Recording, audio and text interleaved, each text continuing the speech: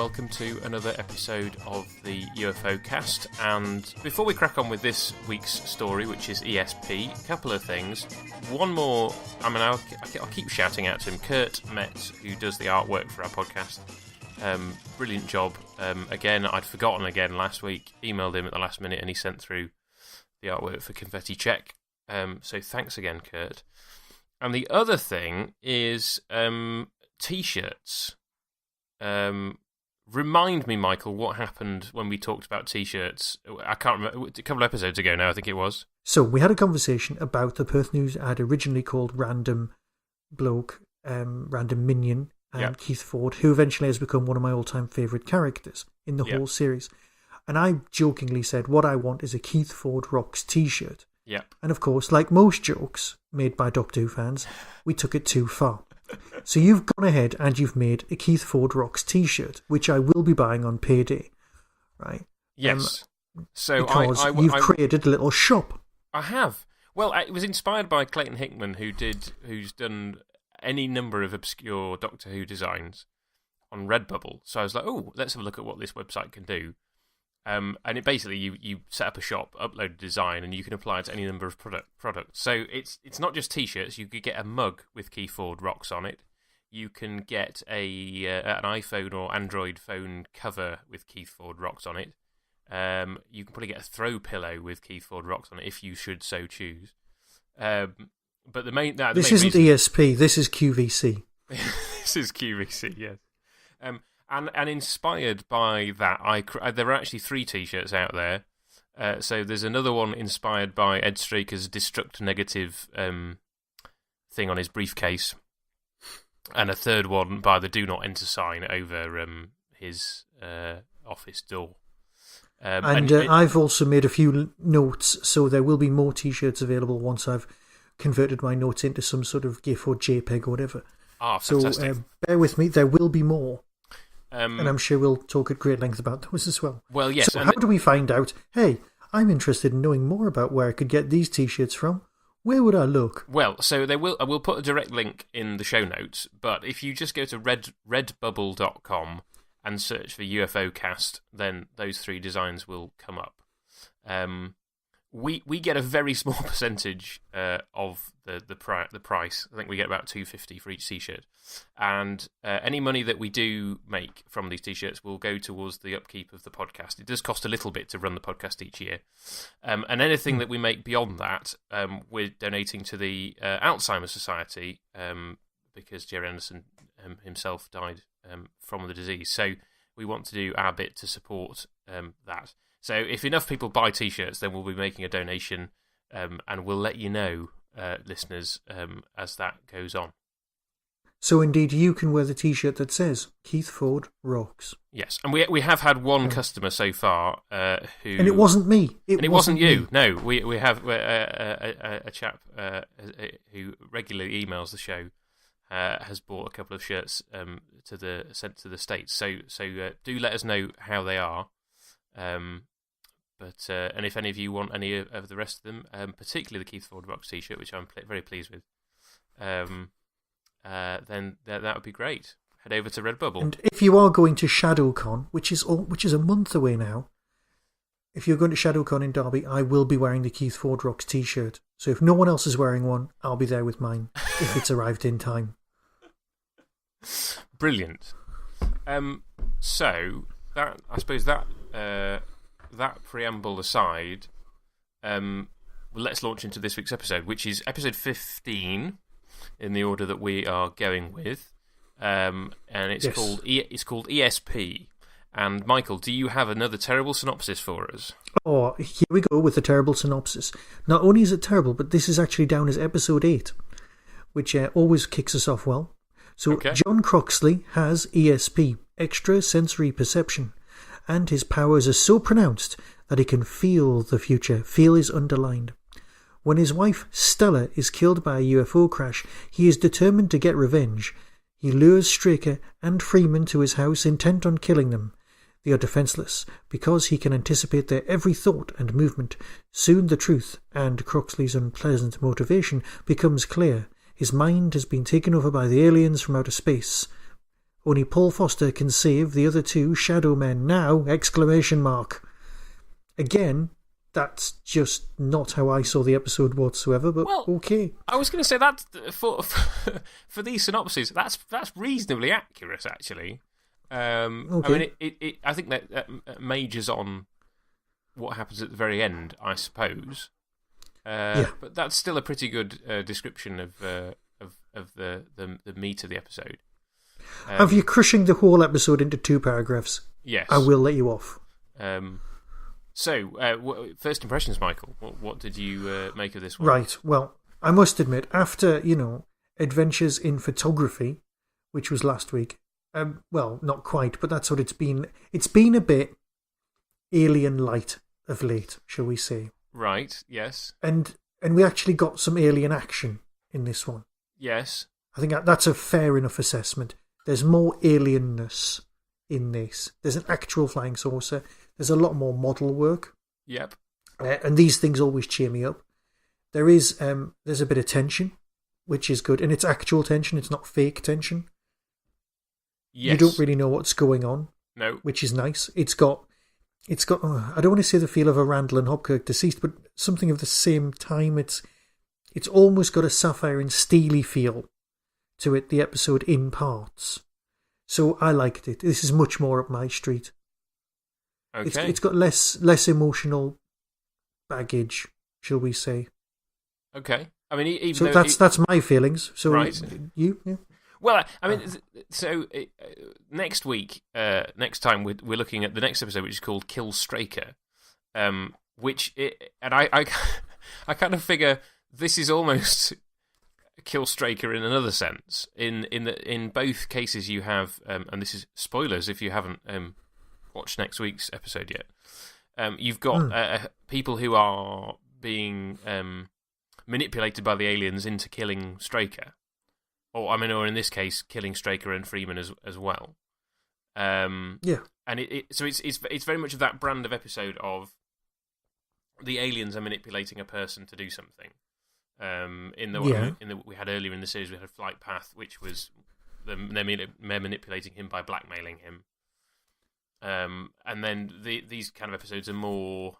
Well, it's never really made explicit quite at what point the aliens take over. Because the episode very much establishes that Croxley has been a what do you call an ESP, an ESPA, or whatever you would call him. He's got psi powers in this. He's probably something to use Babylon 5. He's probably something like a P5. So this episode establishes that he's had these powers since he was a kid, and generally through the episode, he's largely acting out of that as a conduit. Yeah. Oh, I've got a theory. At what point do the aliens kind of interject? Is it the point where he finds out that his wife's been killed because the UFO crashed into the house? You see, right? That's what I thought the first couple of times I saw this, but only today, when I was kind of just listening to it and listening to what was going on, did I come up with a different theory. Okay. And it fits better, right? The whole episode is instigated by the erratic behaviour of the flying saucer as it travels towards Earth. It's going too fast, it's going too slow, it's going to pull up, it might crash, it might be ready to crash, it's not going to crash, it's controlled, that kind of thing. Yeah. Now, it's implied through watching it that, in fact, it's on a search pattern of some sort. It's looking for a specific thing. Yes. Now, cut back to Croxley having his prisoner-style therapy, which we can talk at great length about in a minute. And he's there. And one of the things he says is, "Oh, my wife's going to have a visitor." Yes. Now, Croxley's always been a bit of a precog, right? He's always been able to see the future a bit. Yep. Here's an idea. He's not the alien. She is. She's having a visitor. Now, whether it's through the influence of her cat, and we'll get back to the cat with 10 lives another time, but she's definitely got a cat, because it focuses on the cat first. Mm-hmm. Perhaps she's the one who's been sent to Earth, or is actually under the alien influence, whether she's aware of it or not, in order to breed a new race of psychics. Right? Now, they don't have children, right? Which is why the whole experiment is a write-off. Right? So the aliens actually come to Earth to kill her, and it's the alien inside of her that ends up possessing him in the end, or inside the cat. Right? It's just a thought, because she's going to have a visitor, and all he's aware of is that she's having a visitor. He doesn't know anything about the aliens. And maybe he can step inside other people's heads, which is how come he knows and is able to write the script. But perhaps he's more of a pawn in this than the plot implies. Or am I reading far too much into it? It's happened before. Yeah. I mean, I think he's very much a pawn in it. Yeah. For me, the question was more at what point do they take over? Yeah. And that didn't seem quite clear. And maybe that's not really necessary, I suppose. To the plot, you just know that by the time of that final showdown, he is to all intents and purposes fully a puppet of the aliens, because shall we use the word possessed without upsetting anyone? Yes, I mean I have no problem with using the word possessed. No, let's go with that then. Right. But then there is that odd moment at the end where he seemingly regains control and allows himself to die. Yeah. Which I don't quite get at all. No? But, well, no, I get that he's, for narrative purposes, he's trying to regain his own self and sanity in order to beat the thing that's inside of his head that's taking over. Yeah. So we're not quite sure what sort of psychic he is. I mean, no. He's not a psychokinetic. He can't move anything with his mind. No. But mind powers are a recurring theme throughout UFO. They do appear a few more times. There's the psycho bombs, very prime example of that. Yeah. Of alterations caused by flying saucers. But it's why the flying saucer is there in the first place, in order to destroy the house, which is what's implied, as is never truly explained. And the only way I could make it work is by applying that other theory about the wife. Like, yes, the aliens have come to kill the wife. Yeah. And then it was like, well, why would that be the case? So, I mean, it's just a theory. I haven't read anything anywhere that backs that up. Well, I mean, listeners, if you think Michael is onto something, do let us know. Yes, I think that was, for me, that was a slightly unsatisfying aspect of the episode. In that I don't mind a little bit left up to in the air, but there just seemed to be a little bit too much unexplained. Because again, it's one of the episodes, as you said, there is a lot more alien action in terms of a UFO. But once the UFO has crashed and very soon after blows up, as UFOs are wont to do, but again, seemingly rather quicker than you would expect, that's the overt alien involvement gone, and their only vehicle from then on is Croxley, and as we've said, it's not kind of quite clear quite how that happens. But let's talk some positives. Model work on this was exemplary, brilliant, particularly the house. The house. I was the way literally the words out of my mouth. That the external, the house, the impact, but also the wandering around the wrecked house later on, when they're standing in front of what is basically the model, and then they go into a very small set, but it's lit beautifully. Yes.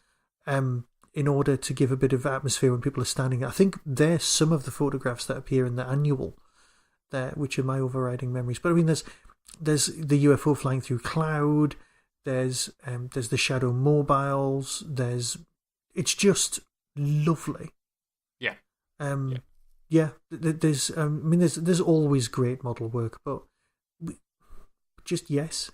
Yeah, yes, no, I do think it's just particularly good, and as you said, the house, the way. I mean, it doesn't convince.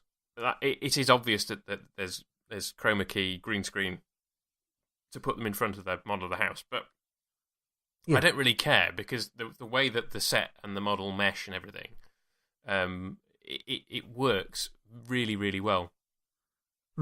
Well, the UFO crashing into the house is as good as the flying saucer crashing into Big Ben in World War III, Aliens of London. better for me, and, in one sense because it's not the wrong way round. What do you mean? Oh no, this is something I've never noticed. Oh, it was. I'm sure it was mentioned on Doctor Who Confidential at the time. They filmed it one way round. Yeah. With the clock face the right way round, and they swung the model wing through it. And then when they were editing it, they realised that the way that they'd done the CGI, and all the shots, that the flying saucer flew in from the opposite direction. So they had to flip the shot of the crash, which means that is fine, but all the numbers are the wrong way around. Which means the clock face is the wrong way around. Yes, I will so look at that next time. But that's by the by. These by. models are fab. Yeah. Yes, these models are fab and the right way around, and they match up. Now, do we need to discuss the parapsychology aspect, or indeed science fiction's view of psychic powers? Well, I mean, this was the thing. This ESP is not an uncommon theme in, or at least calling it ESP. I mean, I can't think of a sort of recent example, but it seems in the 60s and 70s that the ESP was a very popular thing to write episodes of shows that could deal with that. Do you know about the example of Thor? Thor. You know Thor, the movies, the Ragnarok and all of those. The first one's called just Thor. Yes, I haven't seen the latest one, but yes, I've seen. Well, in the first one, I think it might have been Brian Cox or someone quite eminent was asked. They said, right, we need to describe, the Rainbow Bridge between Earth and where Thor lives. Valhalla, whatever it is. Anyway, they need a way of describing that, which was like, and they eventually came up with the Einstein-Rosenberg Bridge. Yes. And then he said, well, it's a wormhole. They went, yeah, we can't call it a wormhole because wormholes were in science fiction in the 80s and 90s, and we need a new phrase that we can use in the 2000s. Right. But even in the script, they said it's an Einstein-Rosenberg Bridge.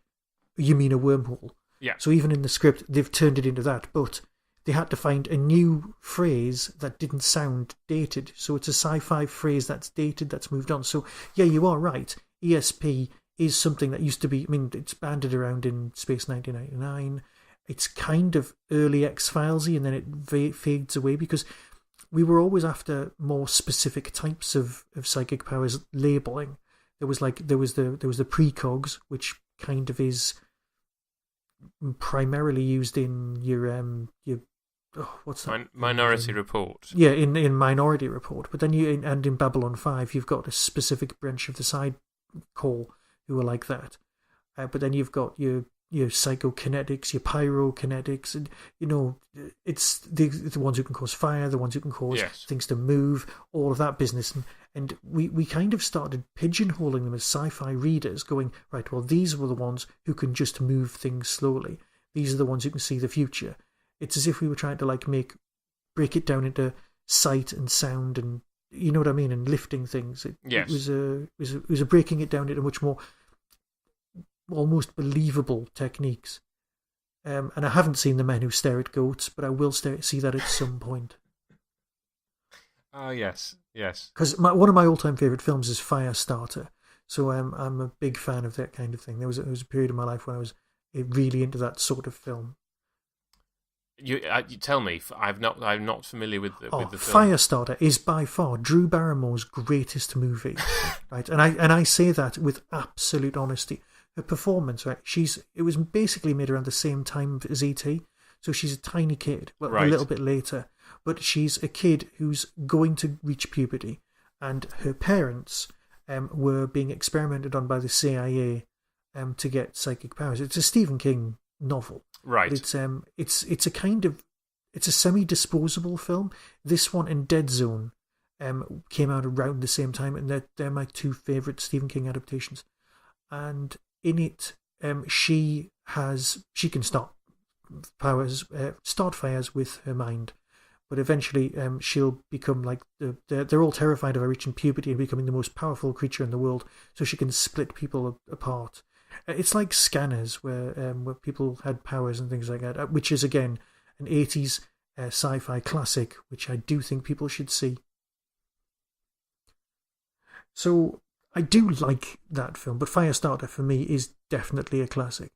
So yeah, I did go through a huge phase of all of these old sci-fi films, and there was a definite leaning towards splitting psychic powers up. But like you say, in the 70s and in 60s, there was definitely ESP was a sort of blanket, you're a bit, what we just call psychic, or have psi powers these days. So I'm quite willing to go with that. It's just the language of the time.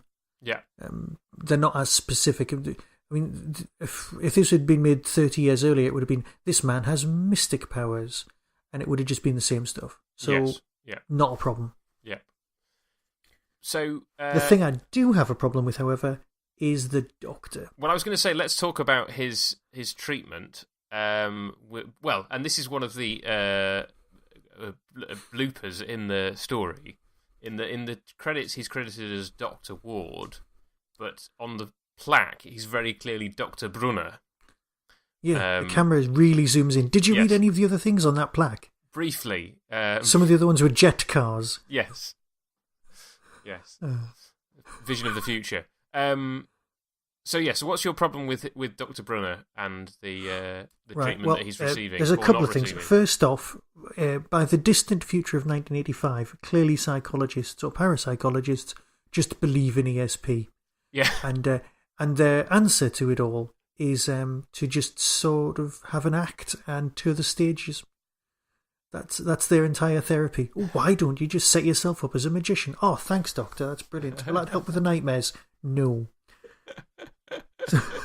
He's not a very good psychiatrist. That is not National Health. No, it's clearly a private clinic, isn't it? Yeah, he seems to strap him down and give him some sort of third-rate Clockwork Orange treatment with electrodes to the head that make him sweat profuse. There's a lot of sweating in this episode. Yeah, well, I mean, there's a lot of electrodes to the head in UFO. In UFO in general. We'll have them again next week. We had them with Roper in Flight Path, didn't we? I mean, to me, I thought that was more sort of like scanning his brain rather than inputting anything. It was more kind of reading what was going on. No, that makes sense. That was my thought. But it's very prisoner-esque, that whole thing. I mean, the doctor-patient confidentiality thing as well. He was like, oh, I shouldn't tell you this, but I'm going to anyway, so sod that. With this kind of massive, massive principle of... Oh, no, it gets worse than that, right? The guy, these two people from the high-security operation turn up. Yeah. He gives them all the information, and then just as they're about to leave, he goes, oh, and by the way, you're supposed to go to his house. Shouldn't you have told him that first? Yes. You don't do that. Oh, and by the way, plot device. Yes. It was like, we need to have this doctor explain more of the plot before that happens. That was genuinely clunky. So then we have Paul Foster with a lump of metal in his chest, recovering in hospital, being spied on by Croxley, and Straker stealing his apple. Yeah, right. Sorry, another issue, right? Again, this is proof that I'm listening to this far too much. Right. Straker, head of scary department in charge of finding flying saucers, right? Yeah. His job is to be paranoid. He's paranoid about everything. We've seen this in action, right? Yeah. Okay, his level of paranoia is what saved Paul a few weeks ago. But now, the minute Paul says, oh, I think I'm being watched, he just has the mick taken out of him like he's some workplace colleague. Yes. That doesn't work. Straker would at least go give him a bit of, oh, you know what it's like, and then go outside and get on the phone and go, by the way, get some security around here. Yes. You know, make him feel better, but still get security involved. Yes. The guy's naturally paranoid. I think that the overall relationship between Foster and Straker throughout the series is a somewhat changeable feast, depending on what the script requires it to be. That is a very nice way of putting it. And yes, it is as you say, it is very out of character for Straker to dismiss those concerns, because yeah, as you say, he is obsessed with Shadow remaining secret. Well, yes, beyond being obsessed with what Shadow does, he's obsessed with it being kept secret. So, right. Yeah. Oh, right. On that same scene, right, yeah, here's a quote that I've written down. So obviously it means something. If you're well enough to worry, you're well enough to work.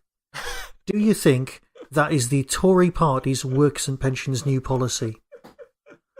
That is exactly what he says. He says that to Paul, right? Oh, well, if you're dear. well enough to worry, you're well enough to work. What the hell's going on there? The caring attitude. He's going to have it's more adventures in HR for him, I think. Yes. I'm sorry, you can't talk to ill members of... For a start, if somebody's on sick leave, you can't go around and bully them and ask them when they're coming back in. No. That is not standard procedure. That is something that will get... The unions will get involved. Not that there's going to be, Earth Protectors unions. But that would be... Oh, God, can you imagine? Now, that is a sitcom waiting to happen. Were you in an alien invasion that wasn't your fault? You can just imagine all these people with limbs missing working for UNIT. Yes. Well, I mean, because you've got there's an episode of Babylon 5 that isn't there, and then there's one of Next Generation where you've got the perspective on the organisation from the minions. Oh yeah, haven't you? Yeah. And there's a Voyager episode the same as well. Yeah. Yes, so I'd love to see an episode of UFO from the point of view of bog standard Shadow Guards. Not even Keith. Yeah, not even Keith. Yeah. No, because Keith is a kind of I don't know, from a Shadow Guard who has to kind of go out and shoot people occasionally, or from the point of view of a moon-based technician or something. So. Yeah, mind you, we kind of got that with Close Up. We did sort of, Ish, I suppose. Sort of. Yes, there's an element of that. Okay, now, here's something else. I do seem to be dominating this, so I apologise, but Croxley sends the script to the to the Wessex address of the studio. Yes. Right. Now, he uses about 200 penny stamps. Yes. Right, in order to attract attention to it. Yes. I think, or did he just have a lot of stamps left over? Well, I mean, the implication from the conversations that I had about it, both with Miss Eland and then when it's in the office, that's the assumption they make, isn't it? This person wanted this script to be read. I'm going to reward his ingenuity by reading it. Well, I must admit, because I'm willing to try something similar to that. Myself, because I'm trying to get an agent or at least get the book published, and the problem is most places now accept only email applications, so you can't put a load of stamps on something, which is a shame. Because I'm more than willing to take a page out of his book. Yes, I mean this is interesting. This is something that this is not adventures in HR, but adventures in running a small business. I do a lot of networking, and I heard a talk last year from a guy who was basically talking about different types of marketing, and one of his suggestions was what they now call lumpy mail, because we've almost flipped in terms of we're just so used to emails now that we don't read a lot of them. Whereas if you can get the postal address of the person you want to talk to and send them a bit of mail with something in it, like a chocolate bar or something, then you're more likely to get a response, or at least you're more likely to get them to read what it is. True. True. Although, as Terry Wogan said, the only piece of advice worth having is never eat anything they send you. Which I think is a very important. Always pull your socks up before you go on TV, and never eat any of the food that the public send you ever. Well, I can imagine with something like that. I mean, it never did Henry Blofeld any harm, did it? The cricket commentator or the Bond villain? The cricket commentator. Or at least the caricature of him on Dead Ringers, and it was like, and Mrs. So-and-so has sent us this lovely cake. And then they would eat it in the in the half time. But anyway, it works. Croxley's script gets read. Apparently, inside baseball from the Bentley book, the script in question is actually just a copy of the previous episode. So Confetti Check. We need to be calling this Inside Bentley. Yes. Apparently it's just a copy of the script from the previous episode, Confetti Check OK, with an extra cover put on the top to hide what it actually is. See, that's nice. It is, isn't it? That is nice. It is. So, but interesting. And here's the interesting thing.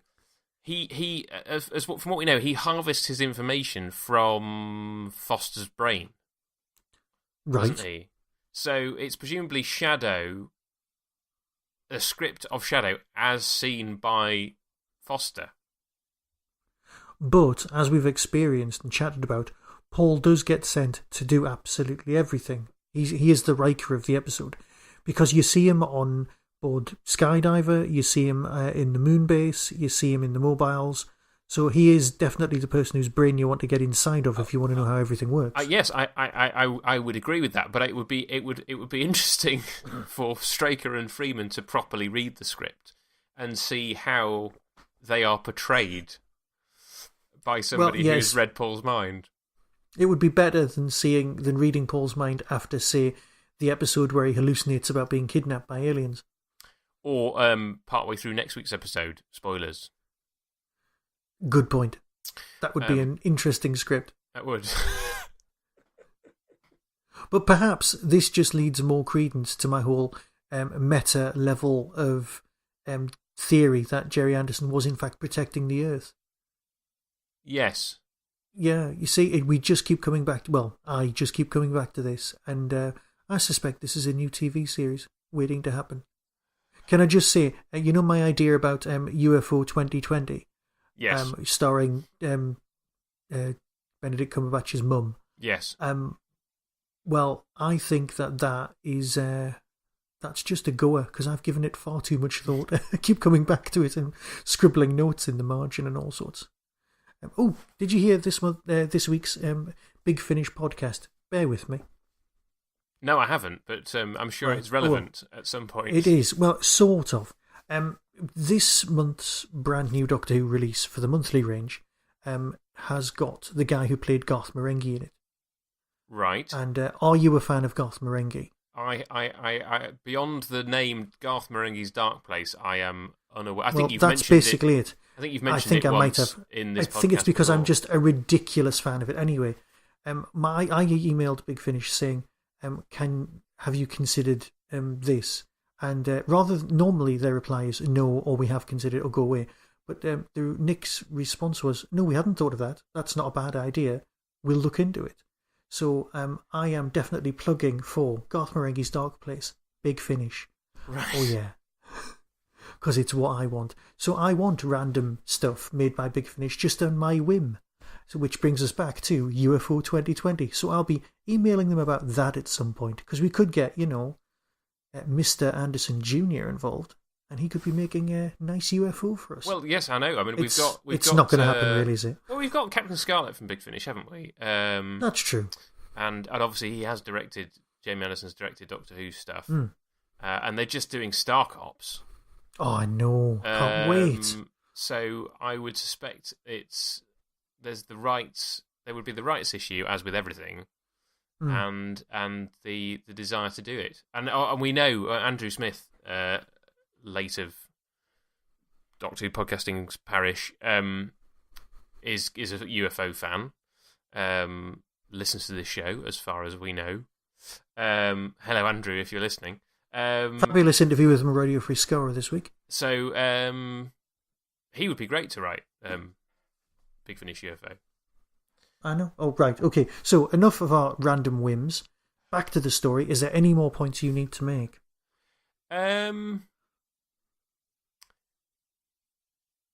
Not really. I mean, obviously, you do have the denouement with them in the house, which can only really end one way. Yeah. With the death of Croxley, or the death of Freeman and Straker, but then that would be the end of the show, wouldn't it? True. Yeah. Is it going to be the person you've never seen before, or the two main characters who appear in the title sequence? Yes. I mean, well, we'll come to him in Doctor Who Watch again, but just to say, the performance of John Stratton as Croxley, I think it's brilliant. He plays sort of gradually unhinged. Well, I mean, slightly unhinged to start with, but gradually more unhinged as the episode goes on. Very well, and he makes it very. I guess there's an element of that to do with the scripting and the editing as well, but he makes it very believable that he is finishing people's sentences and that he can see aspects of the future, and he knows which holster positions the two of them have and all that kind of stuff. There's the bit where he's having a flashback, and he's talking about how the kids can. He's describing another kid's packed lunch. Yes. And he's having a memory. Yes. Have you seen the film Night of the Demon, which is like in my all-time top 5 films of all time? I clearly haven't really seen any of the films in your top list, Michael. I will create this top list, and we will have an entirely different podcast about them, right? But Night of the Demon is a black and white film based on M.R. James casting the runes. Right. It is brilliant because there is a monster in it, and the monster is seen in the first minute of the film, and then is not seen again. Interesting. But there's the threat of the monster all the way through. The monster's a bit rubbish. The film was made in the either the very early 60s or the late 50s. But I've got it on Blu-ray somewhere. It's glorious. And I am totally overselling it, but it's one of my favourites for that reason, because it disobeys a lot of the rules of filmmaking. You get to see the monster, but nobody believes in the existence of the monster because it's a big demon. Anyway, there's a scene in it where there's a seance, and it is as spooky as hell. It belongs in the top 10 scenes. It's beautifully done. And somebody is speaking with a child's voice, and it reminded me so much of the way that this is done that that it just brought me straight back to that other movie. So if you ever want to watch a decently shot seance scene, again, that's the film for you. Okay. But I have completely oversold it. It's just it means a lot to it. It means a lot to me. Yes. I think there's other films with a similar name, so be wary. It's the Rocky Horror Picture Show when they're singing the song with all of the different names in the science fiction films. It's the opening song. I won't ruin it for everyone, but it's science fiction double feature, and it's but one of the lines is Dana Andrews said prunes gave him the runes. That's what this film's because I set myself up to watch every single one of the sci-fi films mentioned in that song. In the late 80s, I set myself that challenge, and that was when VHS made things easier. So that's where I first came. Actually, I might have come across it earlier, but anyway, that reference brought me back to this because it's such a beautifully shot thing. So the denouement, great, but I know that Paul needs to step in, shoot someone, and it's done. Yeah. I just noticed something in watching the scene that when they ask him how long he's had it, and he says all his life, and then he says it got stronger a year ago. Again, there's another unanswered question of, well, what triggered it? What triggered it? Did the aliens plant something in his mind at that point? And then you get the alien speaking through him saying our planet is dying, our natural resources are used up. I mean, it's not new information, but it's nice to have it confirmed. I was going to say, but what we're getting it from apparently the alien's horse's mouth. Point of view, yes. Because all we've had is Straker's speculation. Yes. Whereas this is actually just because he's a central character, of course he's correct. But yes. That's what happens in fiction. In real life, it's usually bloke standing at the back going, I knew that would happen. Or, that's not why I thought they were coming. That kind of thing. That would be real life. But of course, in fiction, the person in charge is always right. Again, referencing next week's episode or next time's episode. Yeah. But yeah, so that's fine. I think though we should always question that. Yes. That sometimes narrators are unreliable deliberately. I'm thinking of a particularly famous Agatha Christie example. I will not name it in case there are people out there who have not read it, and I do not want to spoil the surprise. But the unreliable narrator is an ongoing theme. So yes, but that's deliberate, is what I'm saying. Whereas a lot of times, say for example, like you say in this, the Straker basically just supposes various things, and we're supposed to kind of take that on trust. But who's to say that he's correct? The scriptwriter may intend us to think that, but actually, if you kind of take this if you try and analyze it and take it as a real thing, then you should be able to kind of go, well, actually, no. Well, why is he correct? He might be wrong. He fills in some gaps. We don't know. The mystery is still very much there. We don't know whether the aliens started to enhance his ESP a year ago. We don't know what that was. We don't know what was going on with the cat, like you say. Yeah. Or was that the reason? Was that the reason that they wanted to take him out, and that's why they couldn't find him, because he was moving, because he was driving along the road? They knew where they'd implanted the information into his head, where they'd augmented him. Yeah. And they realised it was a year on, and they needed to take him out before his powers became too powerful. Yeah, quite possibly. And so they were coming to get him, but he wasn't where they thought he would be. That's possible. That does work as well? I think so. Yeah. Shall we do our things, what we always end with? Well, yes. Let's dive in with some Anderson watch. We've already mentioned him. Douglas Wilmer as Dr. Brunner. Did you recognise him from anything? I didn't. Well, the face looked very familiar, but then again, as so often happens, is I start thinking he's somebody completely different. So just put me out my misery. Well, no, I mean... you've mentioned Anderson Watch, so... Yes, so, well, he appeared in an episode of Space 1999 and an episode of The Protectors, so... Right. Oh, no, he definitely looks like many of the people in The Protectors. Right. Well, the other sort of one or possibly two things to note... are you familiar with Nigel Stock as Dr. Watson?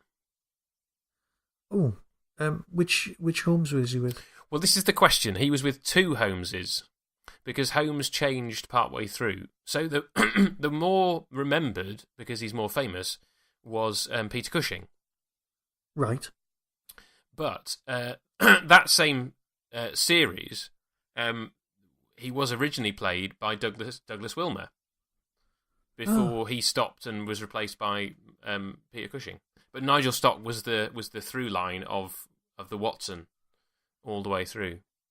Well, I must admit, I don't think I've come across that. I've never seen that particular version. I don't think it's available, because my dad always bangs on about the fact that Douglas Wilmer and Nigel Stock were his favourite pairing of Holmes and Watson. And I think because he's annoyed that it's never been made available. And I don't know whether that's because it's missing, because I know that some of the Peter Cushing, Nigel Stock stuff is definitely in existence. But linked to that, and also slightly linked through other means, is that presumably because he'd played Sherlock Holmes back in the day, he is in an episode of Sherlock. Right. Which obviously links back to Benedict Cumberbatch and Benedict Cumberbatch's mum, who is in UFO. Yeah. So, right. We've all gone full circle. So you might recognise a much older version of him from having seen him. So does that mean that Mark Gatiss is listening to this podcast? I don't know. If you're listening, Mark, hello. Hello. And the other person for Anderson Watch, who also appears in Doctor Who Watch, is Stanley McGee. Right. Who was he? Well, yeah, he plays a shadow security man, but he's an extra. Right. He's an extra basically, and he turns up later in the episode Mindbender. Yes. And for Doctor Who Watch, I think I'll have a lot to say about that one when we get to it. Yes. And for Doctor Who Watch, he was an alien in Colony in Space and a castle guard in The Sea Devils. Oh, that's nice to know. Yes. Now, I've already mentioned him. And it's the big one. I'm hoping you come at trumps. John Stratton as Croxley. Here we go. Who is he in Doctor Who? I am standing, then I've realised I've stepped away from the mic, so I'm sitting down again. Shockeye of the Quonsing Grig. Well done. Thank you. Thank you. Taking a small bow there. I was sat there for an hour going, right, the face is there, let's try it with something else, because he's too good not to have been in Doctor Who. Yes. Let's go with it. Yeah. And then it just came. But the performance in the two Doctors is so different. Yes. It's a complete departure from this. Yes. And it's almost not quite pantomime villain. And let's face it, he's standing next to Jacqueline Pierce. Right? So it's going to be... And don't forget Colin Baker. I mean... And Colin Baker. And he's... Yes, yeah, exactly. And he's got some fantastic scenes with good old second Dr. Troughton. So... Yes. Is it a 7 Nog note? It's... and that's the bit where the Doctor becomes vegetarian for a bit. It's just... Having murdered him, yes. Yeah. So good. Yes. So he's the highlight of that entire story. Oh, yes. Yes, he is. Yes. And he has the distinction of being one of the few characters directly murdered by the Doctor. And with a rather poor taste Bond-style quip afterwards. But as you say, I mean, miles away from this, and it just shows you what a versatile actor Stratton was. I'm sure that as time goes on, I'll see him popping up going, oh yeah, there he is there. There he is again. And well, the other role of note is he's in the TV version of Quatermass and the Pit. Right. Who else? Well, I think he plays the character who it may be the same character that's played by Julian Glover in the film. He's an army captain of some kind who's involved. Yes. So I please write in and correct me if I'm wrong, because I'm not familiar enough with. I've seen both. No. The TV. I'm being lazy. I am being lazy. I have them both on DVD. I shall check. But yes, I think he plays a character called Captain Potter in Quatermass and the Pit. I didn't make a note of it. I just have a note to say that he was in it. And obviously that's an equally fraught role, because I think he goes a bit nuts, as most people in that story go a bit nuts, because of the influence of the aliens from Mars buried in the capsule. So, spoilers. It's. Oh, sorry, I have spoiled that 60-odd year old. Piece of British science fiction for everybody. Which, you know what? If you've not seen it, shame on you. Yes. I think even before I'd seen it, I knew what the plot was, because Doctor Who stole it and made it into the Demons. How dare you? Yes. What am I saying? Oh, yeah. You're saying... what I'm saying is that there's potentially a through line from Quatermass and the Pit to ESP, because I think if we've just said his performance in this and Doctor Who were very different, I think you'd find that his performance in Quatermass is more similar to this, because there's similar themes going on in terms of people being influenced by aliens and being sent mad by it. So, the thing we have missed out, was there anyone from Prisoner Watch? No Prisoner Watch this week, I'm afraid. Just the techniques of brainwashing. Yes, we do get Prisoner Watch next week. Oh, then I look forward to disappointing you then. Yeah, well, I didn't. Pretty much everybody next week is an extra, and so you won't have spotted any of them. Fair enough. But I feel better. That is for another show. So, and do we have anything to say before we go? Oh, just buy T-shirts or buy mugs or whatever you want with Keith Ford Rocks on. Indeed, and keep an eye on the shop, because there will be more soon. Yes, we have more plans. If you're not going to ShadowCon 2, which I've heard is going to be the last ShadowCon, so if you're considering it, come to this one. That is less than a month away. Well, just over a month away is this. Well, yes, it depends when you're going to listen to this. But yes, this goes out on the 25th of May, and ShadowCon is the 30th of June. So yes, so there'll be another episode or two of the Ufocast before that. So I think from me, and from me, be seeing you. You have been listening to the Ufocast with me, Luke from Tmudwup, and me, Michael from the Tin Dog Podcast.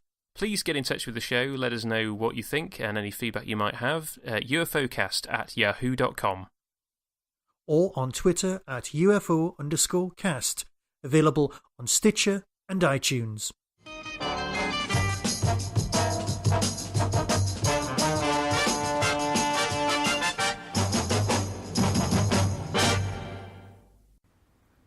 2018 brings with it 3 brilliant conventions, all held at the Derby Quad. ShadowCon 2. The UFO convention will be on June the 30th, 2018. Hooverville, the best little Doctor Who convention in the world, is on Saturday the 1st of September, while Big Finish Day is on the 3rd of November 2018. All tickets are available from the Derby Quad website. That was the Doctor Who Tin Dog Podcast, available on iTunes, YouTube, Twitter, RSS, Vimeo, and across the internet. Doctor Who and its associated properties are all copyright and trademark of the BBC. No infringement is intended. Why not become a supporter by visiting patreon.com/tindog. Contact the show on tin-dog@hotmail.co.uk. The Tin Dog Podcast is a founder member of the Doctor Who Podcast Alliance.